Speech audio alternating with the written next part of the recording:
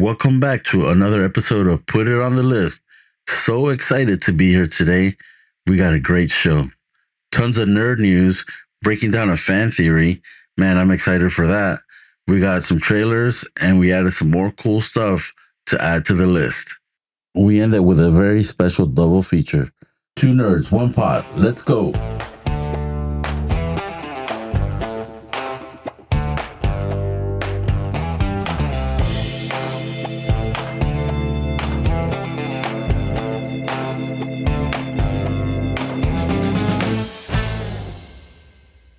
I'm Francisco, and joining me today, rising from the volcanic ash of Middle Earth, it's Andres. What's up, buddy? How's the ash treating you? What's up, man? How's the ash, buddy? I shower on a regular basis, so it's not too bad. That's good. That's good. Unlike some people. Yeah. Anyways,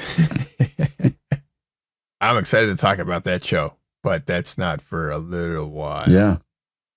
Yeah, we got some news. That's later in the show. Yeah, we got some news and tidbits coming up first.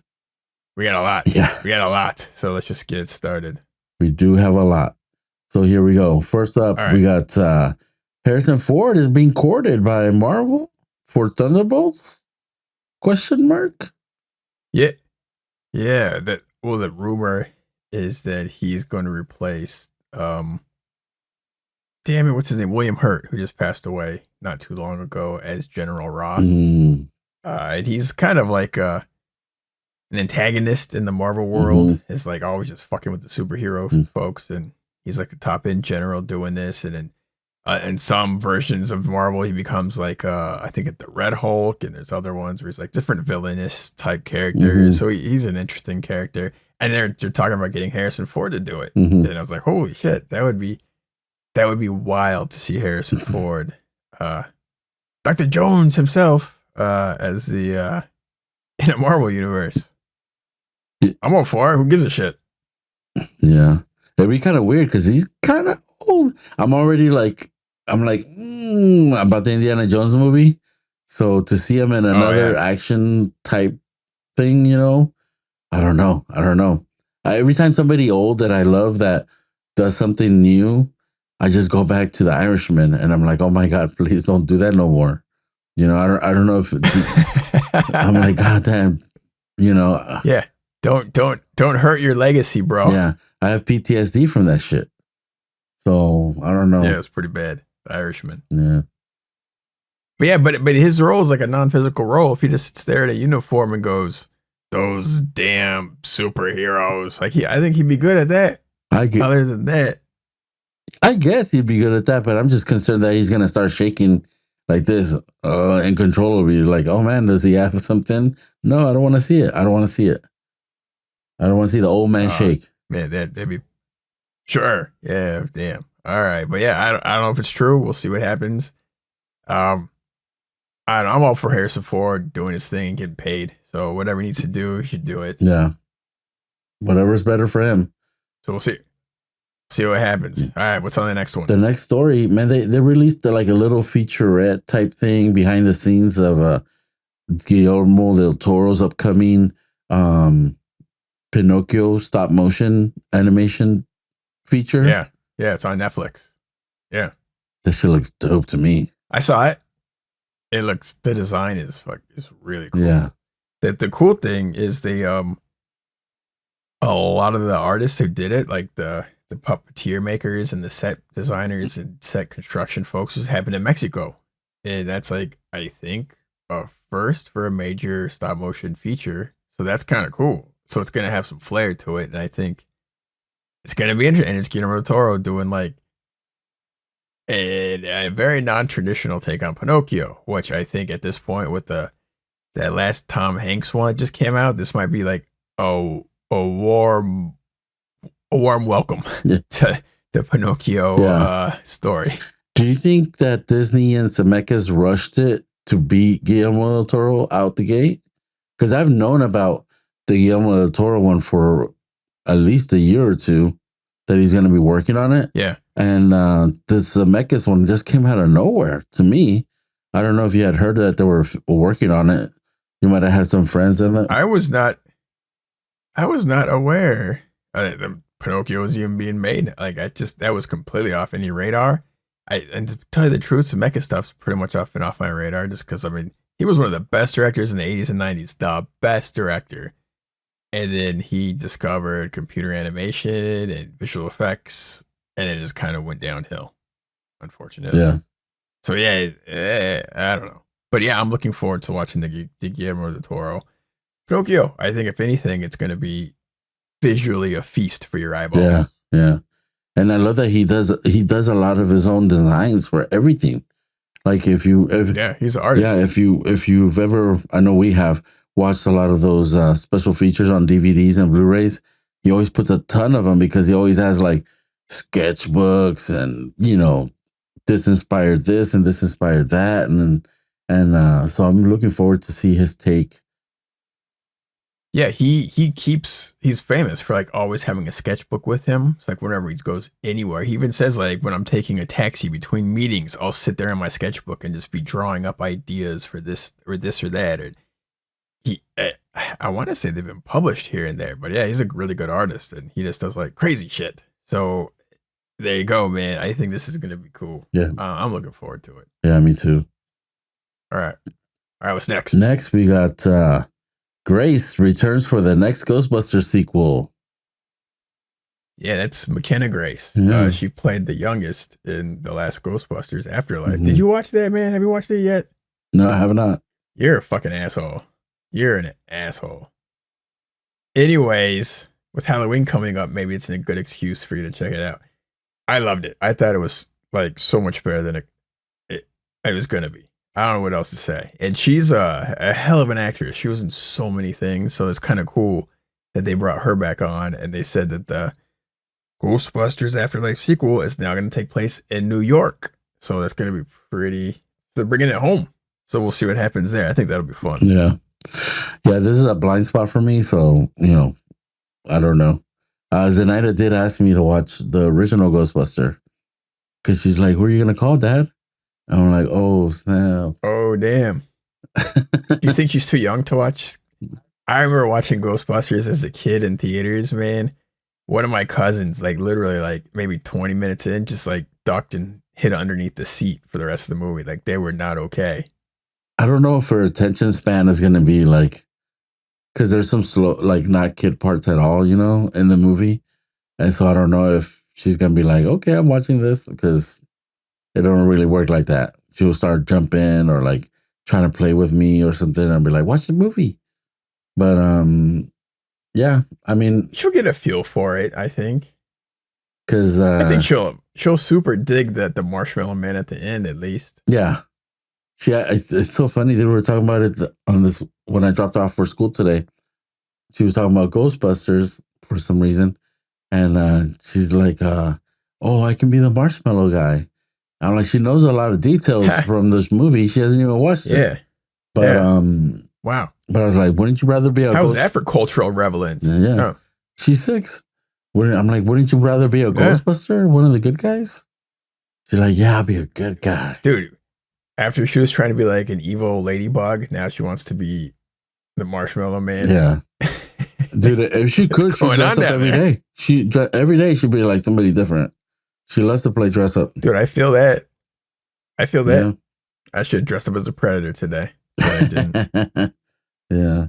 All right. Moving on.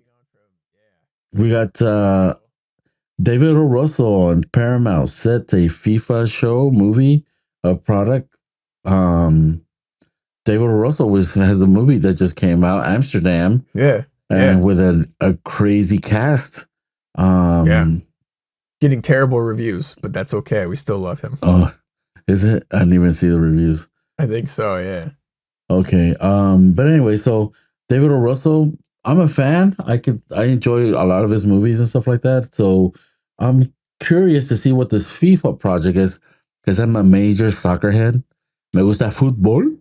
And FIFA, I don't know what it's gonna be. I don't know what time period or what. So, but I'm excited because the World Cup's coming up too. So I'm FIFA'd up. And we're gonna go to the World Cup in like 7 years, is it? I don't even remember. Yeah, 7 years. Yeah. And Man, yeah, we're already standing in line for that one, eating our Wheaties, getting ready. But I've got 7 years to learn the rules of soccer before that happens. Yeah, But there's not many rules, bro. I know the rules. I've watched enough World Cup. I'm curious if he goes. I mean, he does really off the wall stuff with some dramatic twist to him, and I'm curious if he's gonna tell the tale of the straight, like the most interesting stuff on FIFA. I think is the level of corruption that has been adamantly taking place in the last, like, I don't even know how many years, decades, and I think you're much more familiar with it than me. I mean, shit, man. Yeah. I remember, what's his name? John Oliver has this really funny bit on FIFA where he talks about goes into like 10 minutes about the level of corruption and crazy shit that they've done. And he ends it with saying, but at the end of the day, I love it. So it's like, that's this whole thing. It's like crazy. And I figured you're probably in that boat too. Yeah. Exhibit A, there's a fucking World Cup during the winter in Qatar. Yeah. It wasn't like logic thinking. No. It was green dollar bills, you know what I'm saying? That made dollar bills to fill up those stadiums, probably. I mean, it's like 118 degrees they're having these soccer matches in, and they had to build these stadiums in the middle of nothing in 118 degree weather. Like, I'm pretty sure some people died during the construction of this shit. So that's the shit that you're not going to hear about. But man, it's crazy. It is crazy. And no, we're not going to hear about any mishappenings to any of the workers down there. They're probably like immigrant workers. They're like, they just get lost in the sauce, you know? Yeah, I don't want to think about the amount of suffering just so these dudes could run around. And we could wake up at 5 a.m. here and watch a game. Yeah. Fuck. And that's probably going to be the right time, between 5 and 7 a.m., I think. That's how it usually happens. But yeah. But all right. So yeah, David O. Russell doing a FIFA film that nobody knows what it is yet, but I'm super curious because there's a lot of areas to mine for information and like stories to be told. Yeah. All right. Moving on to what we watched. We were in October now, and we're not even really talking about much October-y stuff. So I think next week we got to up our October game. Yeah. Well, I tried to, but somebody keeps being a big fucking whatever you want to call it, bro. Don't be like, oh, I say spooky season. You're like, spooky what? Whatever, bro. It's fucking spooky season is all year. You're acting like, oh, October. Like, what are you going to watch? The fucking Peanuts go to Halloween? Get out of here, man. Like, we're going to watch Goosebumps. We're going to watch Goosebumps. Jesus. Let's get into Halloween. Candy corn. The worst fucking candy ever. That's what you are, candy corn ball. All right. What's first on what we watched? More to come. Spooky. More to come on spooky season. All right. Reservation Dogs season 2 ended last week or a week and a half ago. And man, if you're not watching this show, please watch it and give it 3-4 episodes, and then you're gonna fall in love with these characters and their journey and just the way they see things and they interpret things and how they process things and how different their life might be than your life. It's on Hulu. Yeah, we're like halfway through the first season. I honestly love it so far. Like, it's an unexpected, really grounded with some stuff every now and that's completely unexpected. Storytelling with these characters, and it's so cool looking through their eyes of how they see both like their own tiny world on the Indian reservation, which is like a sad, hard life, and how they think of the rest of the world in like these terms of like, we got to go to California, like we're gonna like it's gonna be better, like it's paved with gold, and it's fascinating, and how they think they're gonna get there. And the idea of it versus actually having to do it, and they all have different motivations and feelings, and it's complicated when they're like still kids developing. It's good. Like, it's good. And I think you already nailed it. Like, it's a great show, and you're already 1.5 seasons ahead of me. So keep going, please. Yeah. Season 2 just ended, and I think there's definitely gonna be a season 3. I haven't started production on it yet, but Man, I'm really really happy. It's one of the best shows on TV. So give it a shot, man. Reservation Dogs. I don't want to give anything away, so just Yeah, that's give it a shot and enjoy. totally agree. It takes like I guess 2 or 3 episodes, but like man, there was 1 or 2 episodes I was dying. Like it's both like Yeah, dramatic and hilarious at the same time.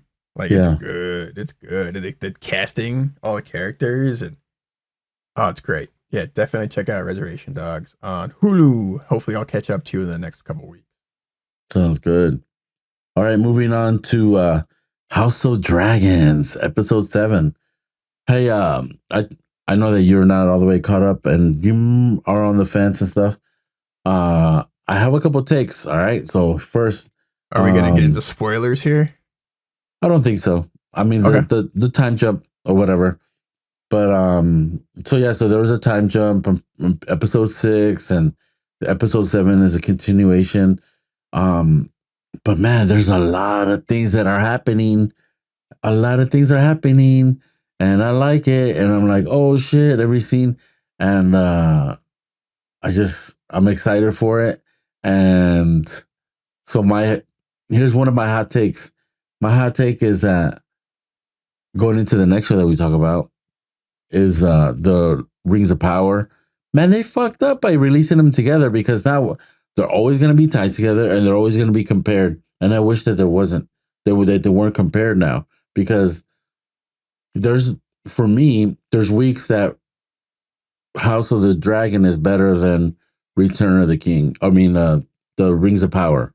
Mm-hmm. So and vice versa. They both take turns, and like overall, I think that the Lord of the I keep saying Lord of the Rings. I'm sorry. Rings of The Power.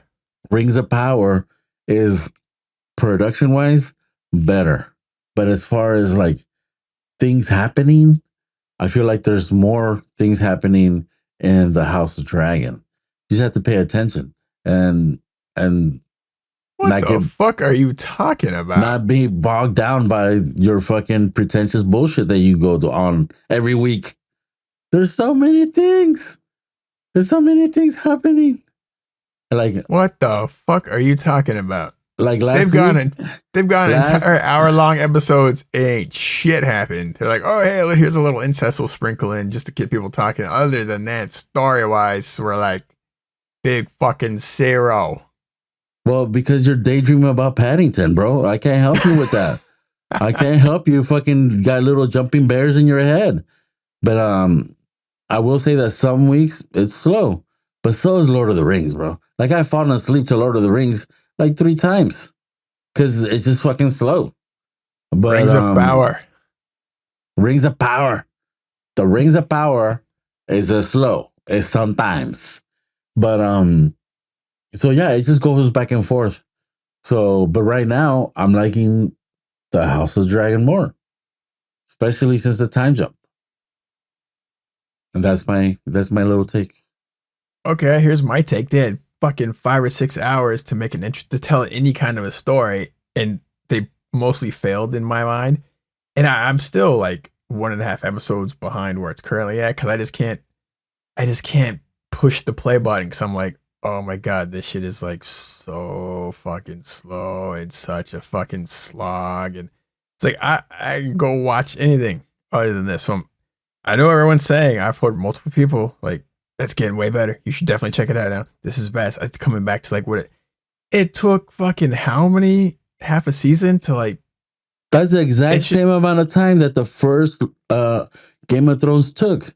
I had to fucking sit there and watch the first 4 episodes twice before I got into it when it first came out. Not after you know everything, not now that you've watched it all, because now you fucking understand everything. But when you first watched it, it was the same fucking thing. You had to go back and like fucking like, oh, okay. You start seeing all the fucking little angles tied up together.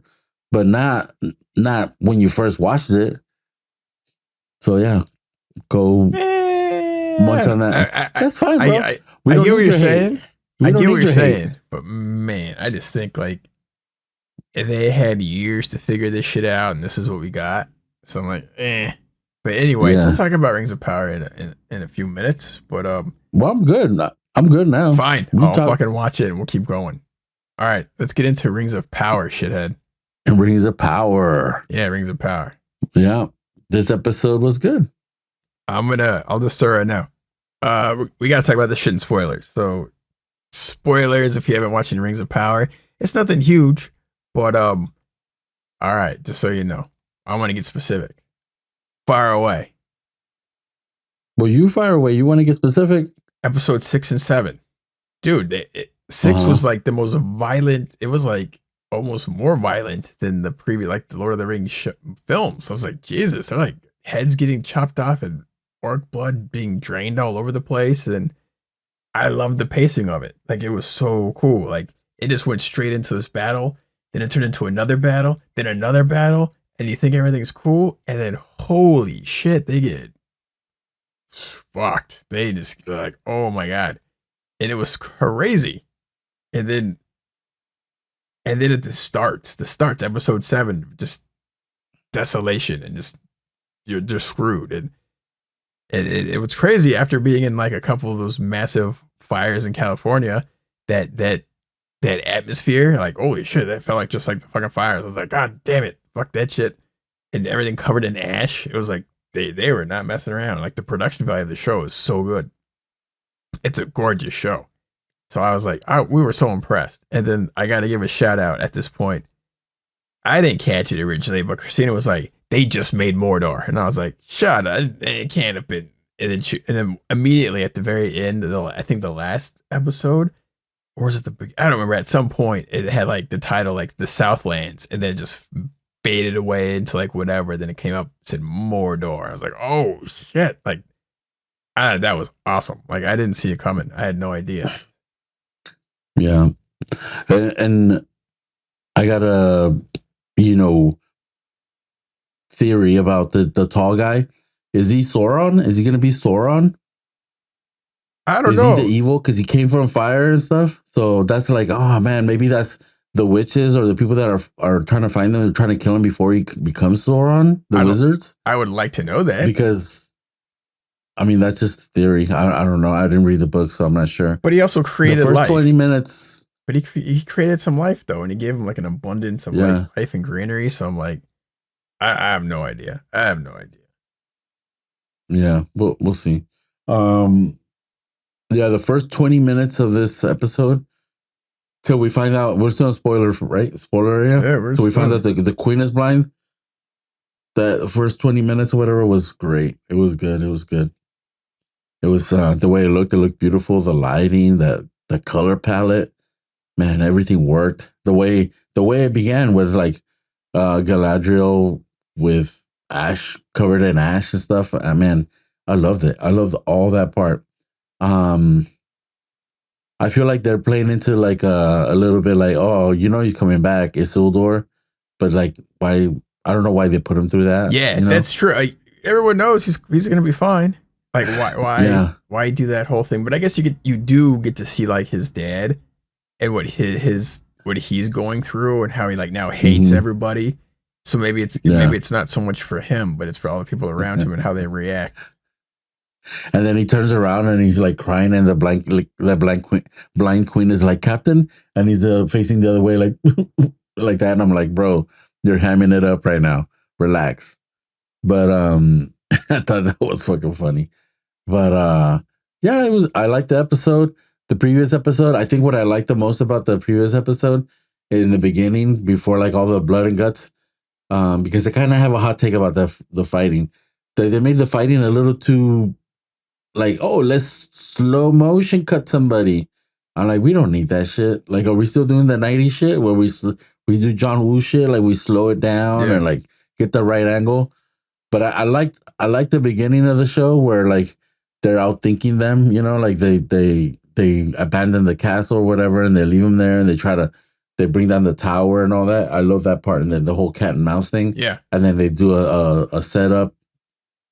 So yeah, and then when Galadriel finally gets there, it's all great. So yeah, I really enjoyed those 2 episodes. The fighting was so for me, and the color palette and the choices. Still, the Harfoot storyline, not doing it for you. Nah, I don't know. It's slow. It's a little slow and repetitive. I just like all the characters. Like they're just fun to like watch them interact and do their thing because they're like the innocent ones in that world. They're like wide eyed and like let's go pick some apples. Like oh shit. Yeah. Meanwhile, across the way, a bunch of dudes are like, let's go drink some orc blood and murder some folks. I'm like shit. I was missing my orcs this episode. You know, another reason why I think that the guys might be Sauron is because remember when he came down and he was in that crater and it was all like red and Yeah. Like it was coming. So that's like another thing that makes me think that he might be Sauron, but I don't know. I just shooting my shot right there with that one. I hope they answer the or at least they get really close to answering. I think the next episode's the last episode. I want to say it's only 8 episodes. So I'm like, oh shit, we're about to. What are they even gonna do with the last episode? Because like the big battle's already happened. The aftermath of the battle happened. They just basically lost.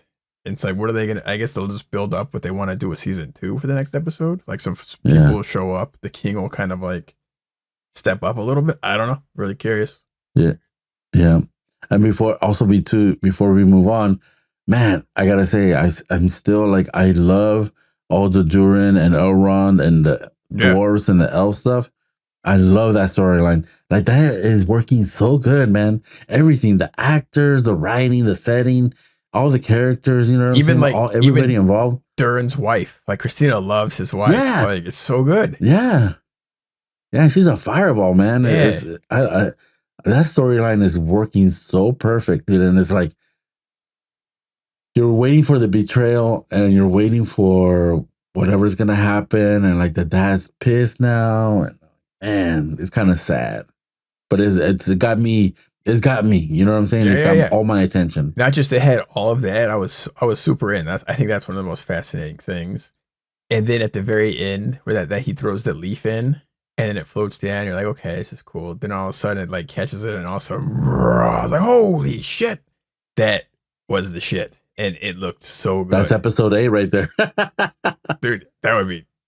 I bet you he's probably not going to show up for a couple of years, but man, that was awesome. I was like, holy shit. Like, I completely didn't think about that. Like, oh yeah, they kind of live and they cohabitate. Like they're like the odd couple. I'm like, oh man. Yeah, for sure. But yeah, that was awesome. Like it's just like all these little things. I was like, yeah, oh shit, yeah. You know what I mean? Like that had me going. And that's all I need when I'm trying to like watch some escapist stuff. And it looked fantastic. And I'm super excited for next week's Power of the Ring. Yeah, me too. Season finale. Yeah. All right. Moving into funny stand-up corner. Yeah. Nick Kroll has a new stand-up on Netflix. I haven't watched it. What do you have, right? We didn't even realize, like, we have limited experience with Nick Kroll and various things, like obviously what we do in Shadows, and I think his character's a little annoying, but it's kind of funny at times. I've seen him in like in other movies and stuff, and he's funny.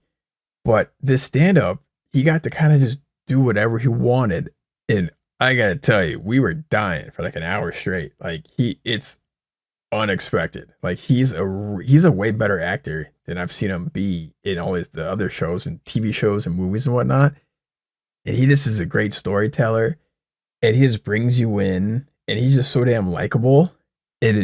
Oh my god, you can't help but just to laugh your ass off. You're like, man, I got to see more of this guy. Like that's the level of like how he brought the pain, and it was so good. Like, and he needed a laugh. That was the one. So yeah, Nick Kroll has this thing on Netflix, and I reckon you got to check it out, dude. I'm surprised you haven't watched it yet. Maybe you can watch it later today if you don't want a little laugh.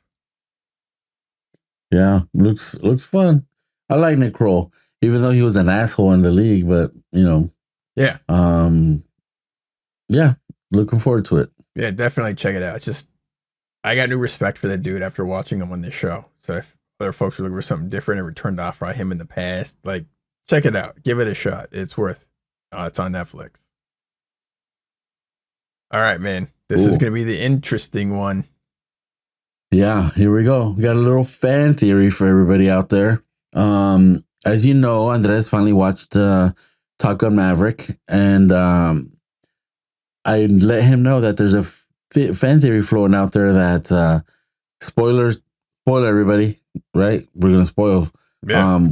in the beginning of the movie when Maverick is doing his flight test, and the jet goes down, that he actually dies. Yeah. At that moment, the test flight, and at that moment, it's him trying to battle, like him going into the afterlife and having like redeeming himself and making amends and trying to find peace. Is what the idea is. And it kind of checks. Yeah. I heard that fan theory after you told me to listen to the Rewatchables podcast on Top Gun. They just talk about the film, but then they get into this thing briefly, and they kind of broke it down in some different ways. I'm like, oh shit! Like apparently, if you eject a plane, a human can only go up to about 1.8 Mach, whatever that is, and then you could survive that. Anything over that, you'll turn into a fireball because of the speed and friction and air. And this motherfucker was going like 10 point something. 10. So he's going 5 times the speed that you're already going to die at. So he should be dead 5 times over, theoretically. But it's a movie, so who gives a shit? It was fun. Maybe he has a 5th generation fucking ejection suit on. I have no idea. Whenever you need something to work and anything, you just make sure it's a 5th generation, and then you're good. Yeah, this phone sucks. I need the 5th generation. I need the 5th generation for sure. But yeah, man, a lot of the stuff is like that explains away why some of the things that happen in the movie is just kind of like, oh, okay, they made that choice, and it's like, oh yeah, well, if you go by the theory, oh, he's dead, so everything has to work out. Yeah, everything has to work out. Like even with the relationship with Penny, Jennifer Connelly. Like they don't really have sex. They're just talking on the bed. And it's like, maybe like it's not going there. His mentals is not going there. Whereas like they're actually getting down. It's just like an innocent thing because he wants to have like one last romantic or romance thing. Yeah. Connect, I guess, on that romantic level before he like reconnects with Goose's son Rooster, and before he reconnects with Ice, and they give each other a goodbye hug. And there's all this like goodbye stuff and redemption, and it's like the theme. It's a cool idea if you want to write a script. You're like, I got nothing. How about we just do it like this, but we don't say he dies, and that's how it all plays out. And I think it's a great film on its own. So I mean, it totally works one way or another. But it was a fascinating theory. I'm like, shit. Yeah, and like everything, like the whole movie, they're beating you down how each part of the mission is more and more and more impossible, right? And then at the end of the movie, like they crash in the enemy territory and they find a F-14 and it's ready to go. I don't know, man. It was just like, it was a lot. Like you keep like, it's more like if you're nitpicky about stuff, like at least you're like, oh yeah, well he's dead or whatever, you can kind of let go. Yeah. Instead of just sit back and enjoying the movie. All the perfect timing, like when they were supposed to die multiple times and they were okay. Yeah. But yeah, it's a fun theory, and I don't think it takes away from the film. Maybe it makes the film funner. I have no idea. Like, I don't think there's much that could take away from the film. It's so damn fun. Yeah, and the first time I watched it, I watched it without knowing the theory as well. And then the second time I watched it, I was like, oh shit, this is, it just clicks. I'm like, oh, okay, that makes sense. That makes sense. That makes sense. Kind of thing, I don't even know who came up with that theory. Like, I'm be curious if anyone ever admits to it, but I mean, I don't think you could ever say it's a theory, because if they want to do a Top Gun 3, it's just going to have to stay a theory. Yeah. It's going to be one of those things where like, did you watch Wizard of Oz listening to Pink Floyd and you press play after the second roar and they made it to go track right to the music? So it's going to be one of those things, I think. Hey, as long as you are having fun and enjoying it, I'm all for it. Whatever. But yeah, it was a fun theory to listen to afterwards. I was like, oh, shit. Yeah. Okay. Yeah. Moving on. Yeah. We got trailers. Did he watch it? Oh, did he? Did he watch it? Did he watch it? Oh, boy. Did I ever. Let's get into the first one. First one. It's a biggie. Wakanda Forever, the Black Panther sequel. Yeah. Thoughts? Yeah, man. I was they got me on that first one. They got me good. I was feeling it.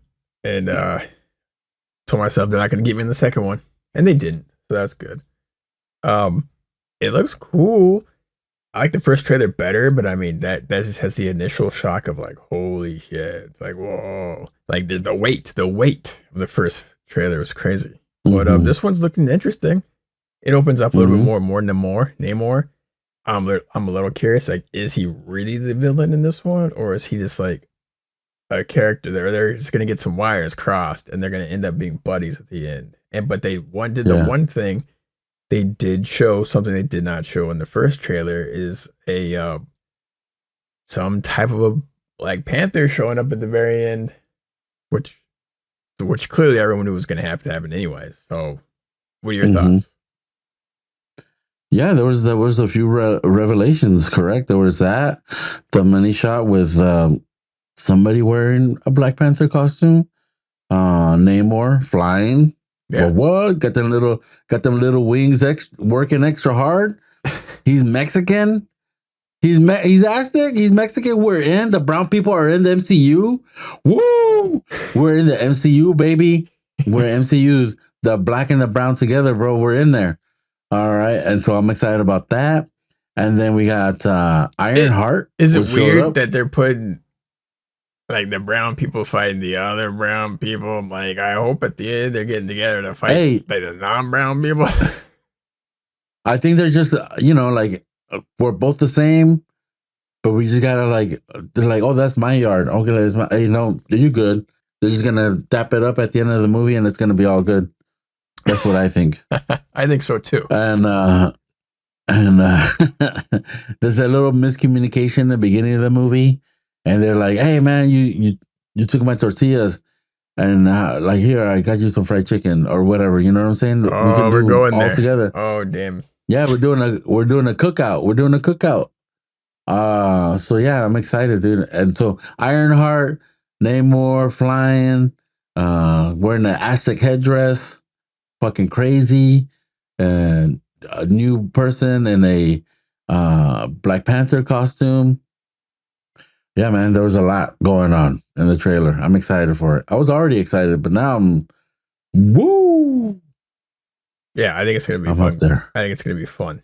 I think it's gonna be cool. I am so curious on what the story is gonna be. Like, this, of all the Marvel films in the last like couple of years, like, this is the story I'm really curious, like, how they're gonna tell it with what's going on. And are they gonna start using the M word? Yeah, they're gonna have to. Because they already said in them Namor is a mutant. Oh, did they? I believe someplace. But then again, I could have been lied to, so who knows? Yeah. Fucking internet lies like all the time. I don't know if you know that shit. What? Excuse me, sir? I know. It's wild. It's wild. There should be like a committee somewhere saying, hey, knock that shit off. But there's not. Lies? It's trippy. All right, let's go to the next one. Next one, we got what's the director's name? Forgot his name. But anyways, he directed In Bruges, and now he's directing the same cast, basically. Colin Farrell and Jackie Gleason? Dominic Gleason? Dominic Gleason. In The Banshees of Inisherin. Takes place in Ireland. Yeah. And it looks funny. It's a quirky drama comedy. The acting looks good in the trailer, and I don't know if I don't watch this in the movie theater. I definitely will be watching it with subtitles so I can read what the fuck they are saying. Takes place in Ireland. Yes. Yeah, it looks funny. It looks like a slow burn dark comedy where these two dudes like hate each other for you're not really sure why, and it's just one person playing a little goofy, other person just dead set serious, and the town kind of knows about this rivalry. And it's just kind of like, it's going to be silly. It's going to be dark comedy. The In Bruges, like you said, is like kind of similar to that. It's a slow burn, but it's fun and interesting. It's a hard thing to watch in the theater, I would guess. But yeah, I look forward to watching this to see what they do, just because I like the both actors together. And I feel like Colin Farrell's been on a roll. I was just about to say that he's rolling through a bunch of stuff right now with Penguin. Yeah, I loved him in The Gentleman, and if he keeps, I was just gonna throw in. He had a show on AMC Plus, Open Water. I didn't see it. Dude, he's crazy in that. He's a psychopath. Está loco. And then wasn't he in 13 Lives on Prime recently? And I heard that was good. Yeah. I never saw it, but I heard he was really good. Yeah, that was really good. Yeah, they did their thing on that movie. Yeah, so I'm excited to watch this, but it's gonna be one at home because I think it's gonna be a bit of a slow burn. It's like an afternoon kind of thing. Yeah, for sure. So yeah, that'll be a fun one. What else we got next? Speaking of fun, this movie called Violent Night. It came out of nowhere with David Arbor. Yeah. From Stranger Things and Hellboy. Man, it looks fun. I love this. This is like a subgenre, like horror, action, comedy. I love that shit, man. I love that kind of stuff. We watch one every year called Krampus with Adam Scott, and I can't remember the lady's name, but it's like a horror comedy. It's like with big monsters. It's dumb as fuck, and this is what I think is gonna be like that. It's gonna be funny, and it's got John Leguizamo, who's I've never. Outside of Spawn, I've always loved everything he's ever been in for the most part. Mm-hmm. Like he's just fun to watch. Like he's gonna bring some energy. And for people listening, like Violent Night, I don't even want. If we have to talk about it, I guess the premise is some rich family has like these terrorist like folks break in and demand money from their vaults that are apparently hidden underneath. It's a total cartoon of a film, but live action. And somehow Santa, the real Santa, who's played by David Harbour, shows up, like giving them presents, and they attack him, and Santa's got to like get into some bloody knockdown, drag out fights, and try to save this family. Like it's violent. Yeah. It is R-rated violence, and it's Santa. Yeah, definitely R-rated. And they got guns. They got like John Wick kind of guns. They're just like shooting motherfuckers up. Yeah, I like it. It's gonna be over the top ridiculous. So just know what you're getting into. I really want to watch it. And Christina, it's funny. I showed her. She's like, I don't want to see this level of violence and Santa together. It's like it doesn't feel right. I get where she's coming from, but I don't. But it's a cartoon. But I guess it's just a big, violent, fun cartoon. And David Harbour as Santa. I'm like, I'm in. That dude's fucking hilarious. There's a shot where he's eating a cookie and he's just standing there for like one shot going, and it was so damn funny. And he kind of made the ho ho ho sound like ho ho ho. Like it was so good. Yeah, it was funny, man. So I'm like, I'm in. Yeah. I'm in. I think it's coming out theatrically, but hopefully it'll be streaming somewhere by Christmas. We'll see how that goes. Yeah, hopefully. All right, moving on. At first, when I read the thing, I'm like, man, I'm not gonna like this, blah blah blah. But it was a Super Mario trailer. It was like a teaser too. It wasn't like that long, but it's an animated. Like it kind of looks just like the game. Yeah, but it's a movie. Yeah, and it looks pretty cool to me. I had fun watching the trailer. Yeah, I didn't know what to expect. I've been hearing about this for years, and I knew Chris Pratt was going to be the voice of Mario, whatever, because he's extremely Italian apparently. But the animation company is, I believe, Illumination, that does all the Despicable Me and Minions films. So the quality is going to be very high, and it's going to look great. But is the story going to be there? I have no idea. Gorlami. That's how Italian. That's how Italian he is. Buongiorno. Oh man, Gorlami. Yeah, when he says Mario, I'm like, oh shit. But anyways, yeah, it looks fun. We'll see how it goes, and the quality of the animation was pretty cool. Yeah, so, it's just a big opening fight scene. It was funny how it was edited and shot. The idea is funny with Koopa, and I'm like, all right, he's a big threat. These guys got to figure their shit out. Well, I don't know. I could probably guarantee that it's going to be better than the live action Super Mario Brothers from years past. So, dude, I went to watch this in the theaters, bro. Oh man, Are you still picking the thorns out of your ass for that one? Because damn, dude, oh, man, that was crazy. John Leguizamo, isn't it, right? Isn't he with Luigi? Yeah, we'll forgive him. We'll just wipe Dennis Hopper's and that shit. We're just gonna wipe that one from our memories. And Bob Hoskins, damn. All right, moving on before it goes dark. Oh, a different kind of darkness. We got Guillermo del Toro presenting the Cabinet of Curiosities. Netflix, what do you call it? Anthology series. They're short films. They're a set of 8 short films, and they're different subject matter and different directors. And for 4 nights, they're gonna be showing 2 a night right before Halloween. So get your spooky season frame of mind up and get ready for Cabinet of Curiosities. Yeah, the trailer's out. It looks really pretty. Like they spent some money, so that's gonna be pretty cool. They're all short films. They had the cast looks fucking pretty damn awesome. Like all these different people that are gonna be in it, man. So yeah, I'm gonna try to watch it. How about that? Yeah. How about that? Oh, yeah. Hey, the cool thing is that you can watch it during the day when you don't have to be so scared. Is that how it works? Too bad you're not here to hold my hand all the way through it. I know. I'd be like, it's okay. It's okay. Let's pretend. Let's pretend. There you go.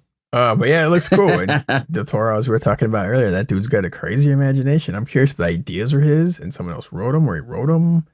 I don't know the exact relationship, but I mean, it looks well done. I don't know what else to say. And it looks good. Spooky, freaky, a little comedy thrown in. So we'll see what happens. That's on Netflix too. And that's going to happen, like you said, right before Halloween. They're going to drop, I think, October 25th, like 2 episodes. And the next day, a couple more episodes for all you psychopaths out there who get your jollies. Yeah. Jollies rocks. Rocks jollies. There you go. All right. Yeah. Moving on to new to the list. All right. Avenue 5, season 2. Yeah. HBO Max. That's happening I think this weekend. Yeah. I didn't watch the first season, so you're gonna have to Sure. It's think of it as the Love Boat in space. But due to some technical errors, the Love Boat in space goes off course, and their 3-week journey turns out to be like a 10-year journey on accident, and they only have food for like 3 weeks, so they gotta like figure shit out. And it's a dark comedy. It's funny. It's a little it's weird. I'll tell you right now, like the tone of it is weird because it's from like the team from Veep. It's like a serious / satirical thing where like they might set up a laugh for like 5 minutes. You're just like, what is happening here? And then all of a sudden they'll like pay it off. You're like, oh shit. Like there's some stuff. Like they just keep peeling back layers with every episode. I think we weren't super into it the first 1 or 2 episodes. We were curious because they had a cool premise. And then by like episodes 3 and 4, we were hooked. We were dying. So check it out. It's got a great cast. Hugh Laurie from House plays the captain. Josh Gad plays like this billionaire asshole. Like he's hilarious. Man, there's so many funny parts of this show. Like they do some stuff you just don't see coming. Like it's a dark, funny comedy. By the end of the last season, you're like, damn, are there gonna be another one? I didn't even hear about it. They're not pushing it very hard. They didn't even push the first season very hard. And they just dropped the second one coming out. I don't know why, if they just don't believe in it that well, but I'm super looking forward to seeing what happens next on Avenue 5. It's just a straight comedy. Don't overthink it. It's ridiculous, but there's a lot of satirical shit and some social commentary. Cool. That's HBO. Nice. Dude, you should check it out. I think you'll like it. I think you can kind of watch around the kids because the jokes will be a little over their heads, but man, it's funny. Cool. We'll see. Put it on the list. Yeah. All right. So next up, we got the reboot of Hellraiser on Hulu. We saw the trailer. We talked about it last week, I think, or the week before. Yeah. And man, looks good. So I'm excited. We got some spooky shit to watch. And from what I saw, it's got like really good reviews too. So it looked like visually like slick and really well done. So I'm glad to see the reviews are matching the the amount of time and effort they put into it so far visually. Yeah. So that definitely will be watched in this household. Not by this guy, but go I'll ahead. let you know. Yeah, you can. I'll let you know. You get back to us, big guy. Sure will. All right. Next up, we got a surprise release on Peacock. It's the new Idris Elba movie, Beast.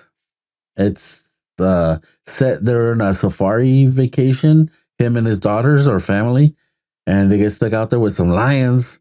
So we got Idris Elba fighting some lions. It definitely gives you that Ghost in the Darkness vibe, which is a good vibe in my opinion. I mean, why don't we make more movies like this?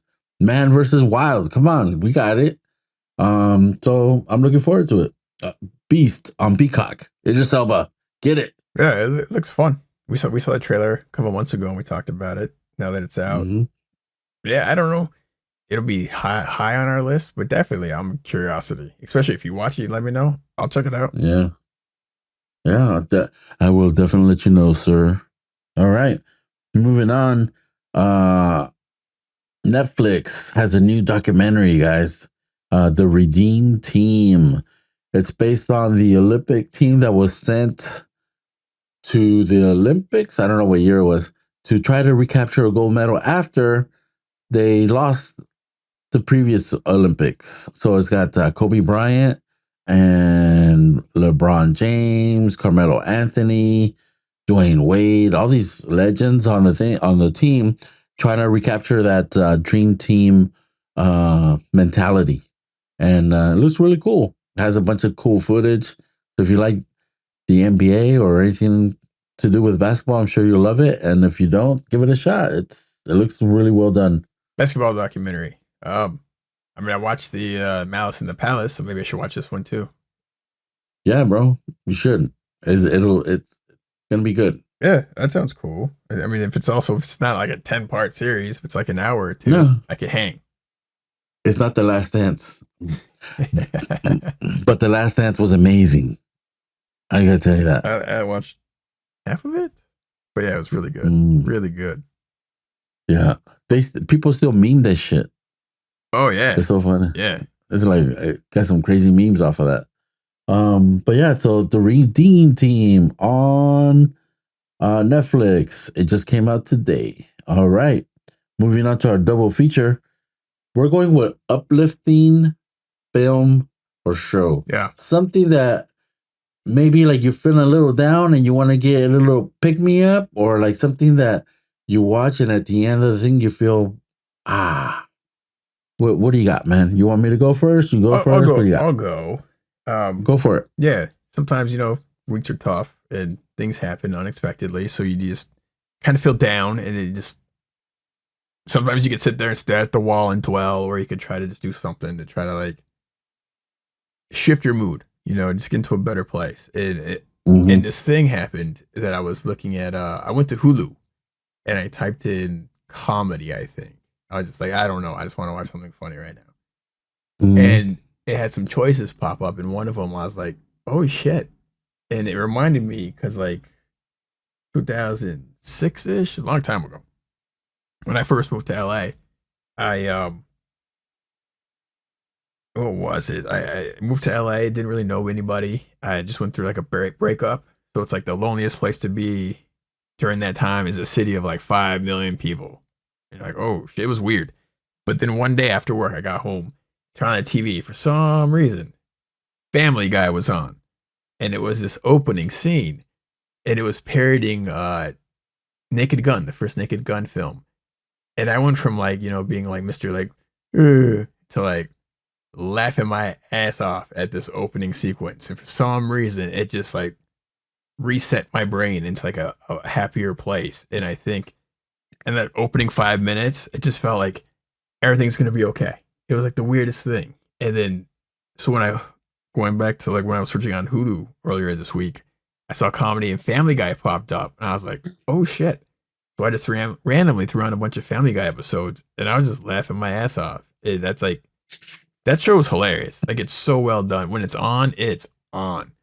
And it's so clever, and it knows it's a fucking ridiculous over-the-top comedy, and they just have this way of telling funny-ass jokes, and they set them up in certain ways where they just kill.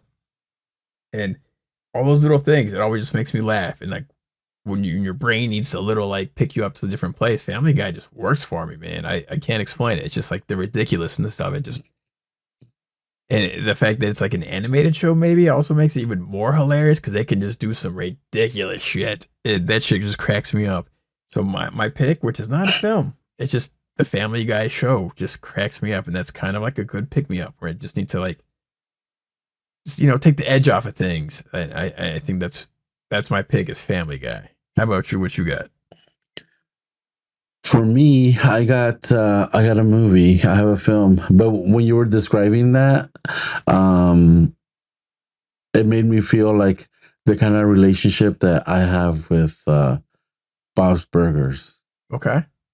It's a animated show, blah blah blah, and it's just like it's just funny and like they do crazy things. And I mean, I think Family Guy's more out there, definitely more out there. They push the envelope more than Bob's Burgers. I think Bob's Burgers has some wholesome family things to it, but it just made me think of that. But it's not my pick. Sure. My pick is Step Brothers. Hey. I love that movie, and that movie's I think aging better. You love the drum scene. Yeah, the drum scene. Yeah, I'm gonna put my nutsack all over it. Yes, I do love the the drum scene. I love everything about this movie. I don't know if there's a. I love when Adam Scott has torturing their family, doing "Sweet Child of Mine" in the car. I love that scene. I love when he gets punched in the face in the treehouse. I love when when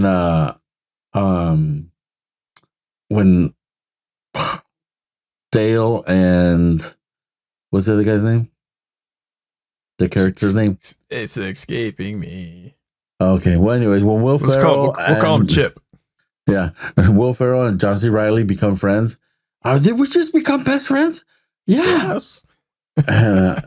It's funny because I was thinking of that and I was like, "Dang, I feel like when you and I when we first met, it was a little bit." Oh yeah, it was touch and go. Like this was this fucking asshole. Yeah, and I don't know, something happened, and it was like, did we just become best friends? And then like we were always hanging out after that, and so that's like a happy moment for me in my life, and so yeah, that movie makes me feel good, and it's so ridiculous. Every fucking thing about it is ridiculous. You think to any scene and you're like, what the fuck? Like when they go on a job interview and they're in tuxedos. I mean, god damn, it's so funny, dude. Boats and hoes, the Catalina wine mixer, the fucking Catalina wine mixer. Dude, everything. There's nothing to skip on this movie. It's just fucking loaded and I love it. It makes me happy. That's great. That's a great pick. It's like pure comedy escapism to just kind of like reset your brain for a little bit. That's the fucking way to go. Yeah. I love that movie. Great pick. So we got those films. I mean, they uplift us. I don't know if they're like inspire people to achieve great things. I'm not sure. They might also they could offend certain types of folks too. Yeah. Borderline. Anyway, so that's our show, guys. Hope you liked it. Any final thoughts, buddy? I'm gonna try to get back into House of Dragon at some point. I don't know if it'll be this weekend, but we'll see. Maybe after the Rings is done, because the Rings is gonna be done first. Yeah. So maybe that's it. When I'm like hurting for something to watch, some swords. Yeah. I'm like, where's some swords? Or you don't have to divide your fantasy fandom between two. You know what I'm saying? You can just focus on one. Yeah. So you can be like, you're going into House of the Dragons, like, I fucking hate this shit and I'm fucking watching it. So you don't have to go like that. You know what I'm saying? So you can just go like a regular human being. That's it. Yeah. Yes. And I can try to be more loving and forgiving towards them. Yeah. That's exactly it. Anyways, we'll see what happens. Fuck that. Yeah. But we'll see what happens. See, look, you're already fighting it. You're like Adam Scott and Will Ferrell trying to hug with the fucking show at the end. Why are you fighting it? Just fucking go in there, bro. Embrace it. I embrace you, even though you fucking have shitty takes. It's all good. All right. Until next week. All right. Please like, subscribe, leave comments. Share your uplifting movie with us if you want. Yeah. That'd be awesome to hear. Yeah. I'm Francisco. And I'm Andres. This is Put It On The List.